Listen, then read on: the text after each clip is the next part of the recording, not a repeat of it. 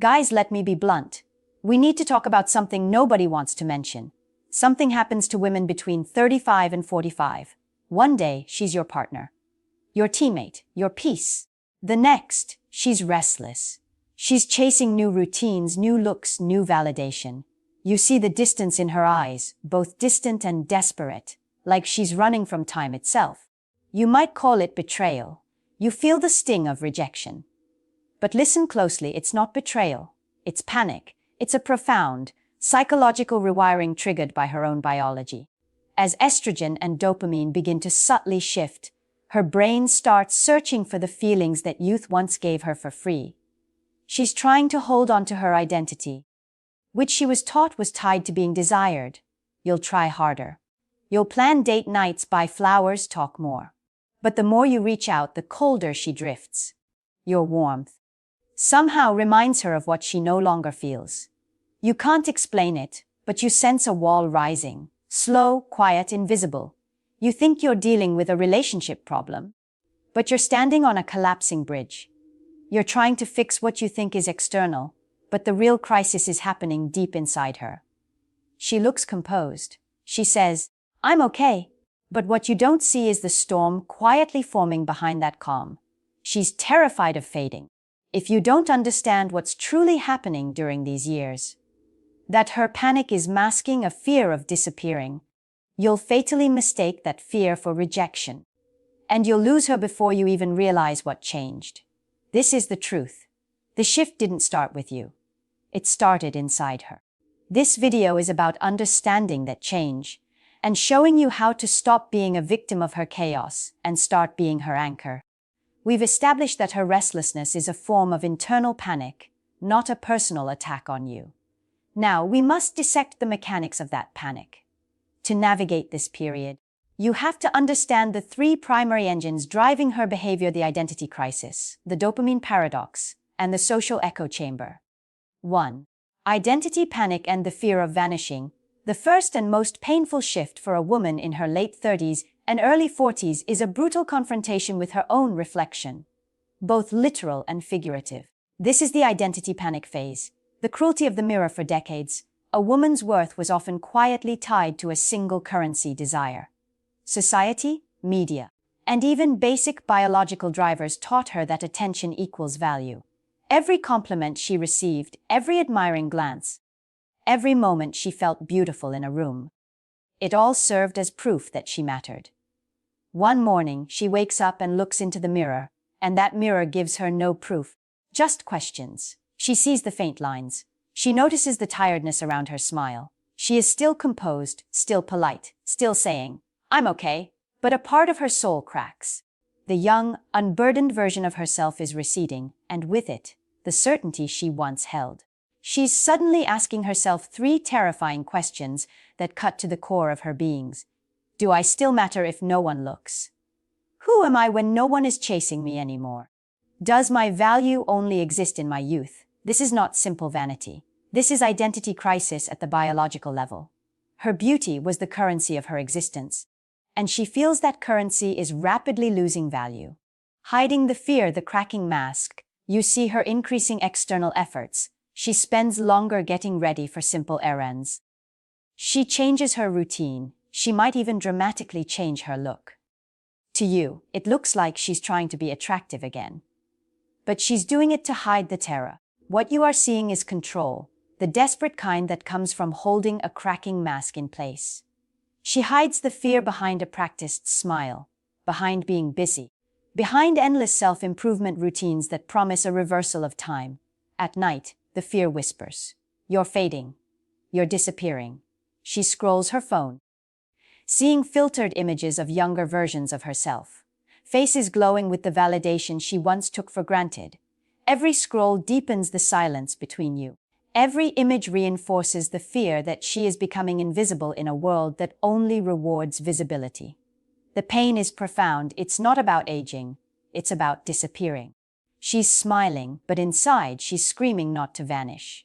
This panic fuels the next stage, the search for a feeling that can prove she is still real. 2. The dopamine paradox and the need for sensation. The second engine is purely neurological. It explains why you're stable, Loving effort suddenly feels like the problem instead of the solution. This is the dopamine paradox. When consistency becomes background noise, you, as a man, are wired to believe that consistency is love. You show up every day. You pay the bills. You are loyal, predictable, and reliable. That is what a good man does, and it is absolutely true. However, there is a cruel paradox in the female brain that few men understand. What's consistent often stops feeling real. Your love is safe. It's predictable. It's familiar. And to a brain wired for novelty and recognition, safety eventually becomes the background noise. You are a given. You are the emotional floor, not the emotional ceiling.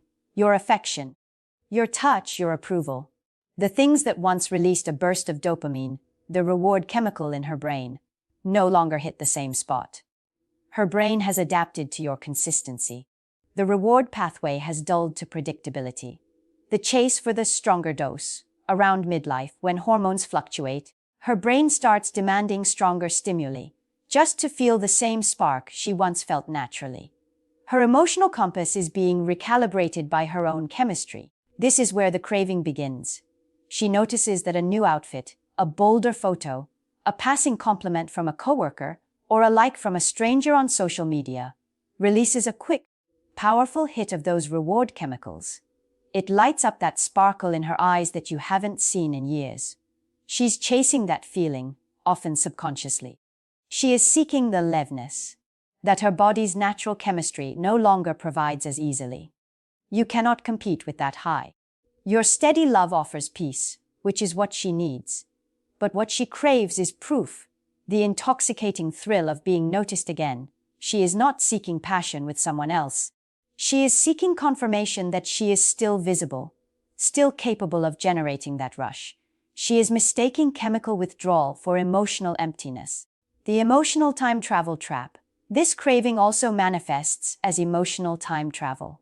You see it when she starts talking about her past with a glow in her eyes. She'll laugh harder at a story from years ago.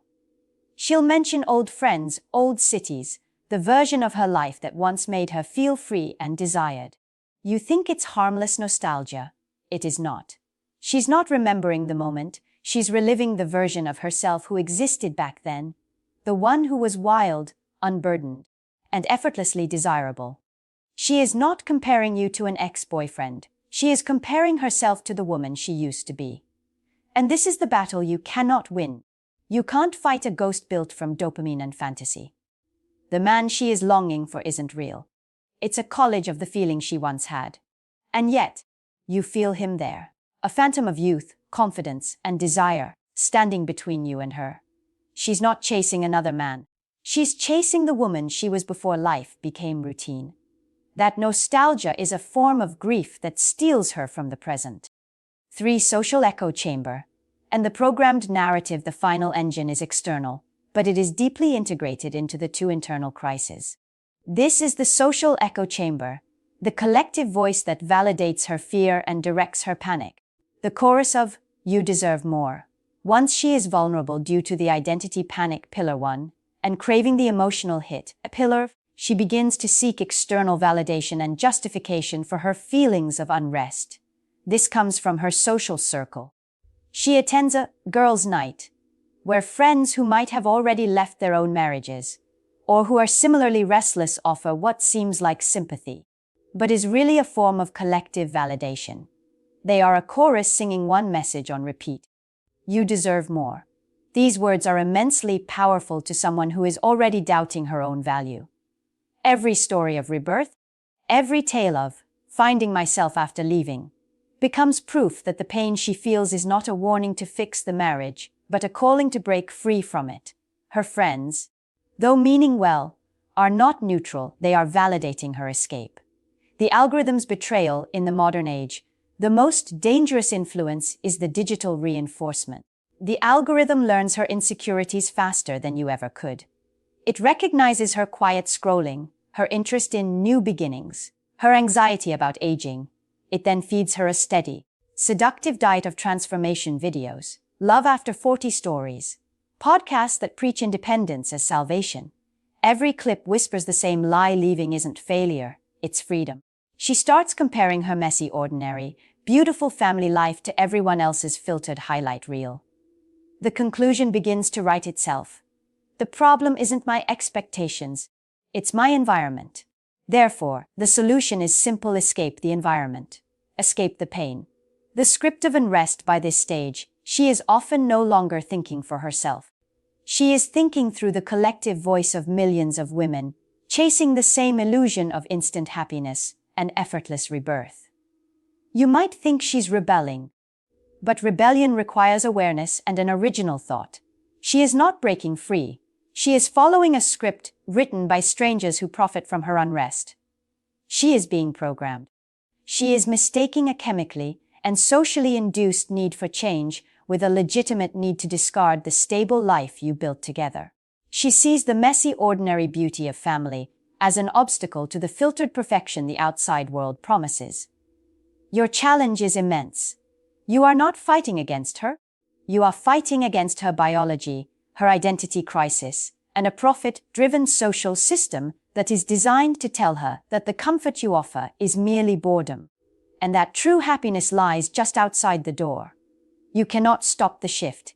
You can only understand it and change your response. So the storm is raging. Her biological panic, her identity crisis. It's all coming to a head.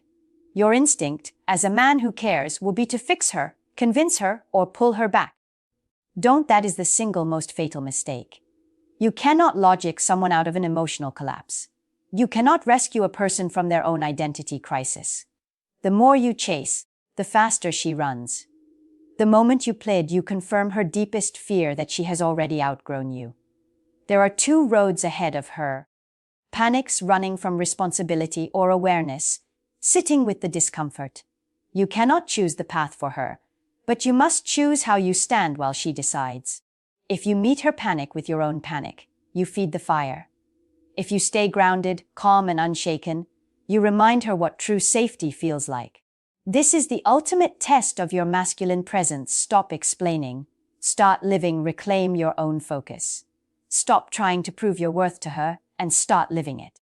Take care of your body, your discipline, and your purpose. Your silence, backed by action, speaks louder than your desperation. Anchor the chaos. You don't match her chaos, you anchor it. Your role is not to be loud or reactive, but to be rooted. Become the calm she's lost in herself. Master your response. You can't rewrite her biology. You can't stop her from changing. But you can master your response, protect your peace, and lead with clarity. The power is not in winning her back. The power is in realizing that your sanity, your discipline, and your peace are not negotiable. If she sees you standing stable in the storm, she remembers what strength feels like. And if she walks away, you still stand, unbroken, rooted, and ready to lead your own life. It's not about her change. It's about your response.